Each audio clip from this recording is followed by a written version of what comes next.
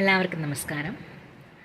നമ്മുടെ ക്ലിനിക്കിൽ പേഷ്യൻസ് കുറച്ച് സിംറ്റംസ് നെഞ്ചെരിച്ചിൽ, വയറുവേദന, നെഞ്ചുവേദന, വയറിലും നെഞ്ചിലും ഡിസ്കംഫോർട്ട്, പെയിന്, ബേണിംഗ് സെൻസേഷൻ, മൗത്തിലേക്ക് പുളിച്ച രസം വരിക, വൊമിറ്റിംഗ്, ഇത്തരത്തിലുള്ള സിംറ്റംസുമായിട്ട് വരും. ഇതിനെ പറയുന്നതാണ് ആസിഡ് റിഫ്ലെക്സ് എന്ന് പറയും. GERD, gastro oesophageal acid reflex.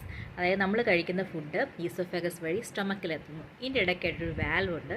Food കഴിക്കുമ്പോൾ ഈ വാൽവ് ഓപ്പൺ ആവുകയും ഫുഡ് താഴോട്ട് സ്റ്റൊമക്കിലെത്തുമ്പോൾ ഇത് ക്ലോസ് ആവുകയും ചെയ്യും. ഈ വാൽവുകൾക്ക് വീക്കൻ ആവുമ്പോൾ ഇത് ഇങ്ങനെ അടയുന്നത് മാറുകയും ഇടയ്ക്കിടയ്ക്ക് ഇത് ലൂസൻ ആവുകയും ഇത്തരത്തിലുള്ള നമ്മൾ ചില ലൈഫ് സ്റ്റൈൽസ്, നമ്മളുടെ ചില ഭക്ഷണ പദാർത്ഥങ്ങളുടെ അമിതമായിട്ടുള്ള ഉപയോഗമൊക്കെ കാരണം നമ്മളുടെ സ്റ്റൊമക്ക് ആസിഡ് ധാരാളമായി വർദ്ധിക്കുകയും ഈ വാൽവ് വഴി നമ്മൾ കഴിക്കുന്ന ഫുഡ് ബാക്ക് വാഷ് ചെയ്ത് ഈസോഫാഗസിലേക്ക് വരികയും ഈസോഫാഗസിൽ ലൈനിങ്ങിനും വയറിലെ ലൈനിങ്ങിനും സ്റ്റൊമക്ക് ലൈനിങ്ങിനൊക്കെ ഇറിറ്റേഷൻ ഉണ്ടാവുകയും അൾസേഴ്സ് ഉണ്ടാവുകയും അത്തരം കണ്ടീഷനെ പറയുന്നതാണ് ഈ ആസിഡ് റിഫ്ലെക്സ്. ഈ ബാക്ക് വാഷിനെ പറയുന്ന പേരാണ് ആസിഡ് റിഫ്ലെക്സ്, GERD എന്ന് പറയുന്ന കണ്ടീഷൻസ്.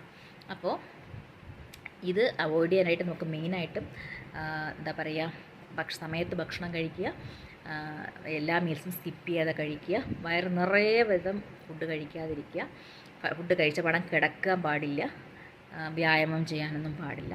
ഇടയ്ക്കിടയ്ക്ക് ഫുഡ് കഴിക്കുന്നതിനിടയ്ക്ക് വെള്ളം കുടിക്കുന്നത് ഈ ആസിഡിറ്റി ഉണ്ടാക്കാൻ കാരണമാകുന്നു. ഫോർമോസ്റ്റായിട്ട് നമ്മൾ സമയത്ത് ഫുഡ് കഴിക്കുക എന്നുള്ളതാണ്. രാത്രിത്തെ ഫുഡൊക്കെ സമയം വൈകി കഴിക്കാതിരിക്കുക, കുറച്ച് നേരത്തെ കഴിച്ച് 7 കഴിച്ച് തീർക്കാനായിട്ട് ശ്രമിക്കുക.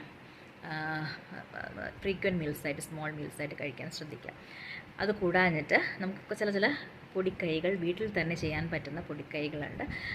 അതിൻ്റെ വീഡിയോ ഞാൻ ഡീറ്റെയിൽ ആയിട്ട് ലോങ് വീഡിയോയിൽ ഇട്ടിട്ടുണ്ട്. എല്ലാവരും ഒന്ന് കയറി കാണുക. Thank you. Have A nice day.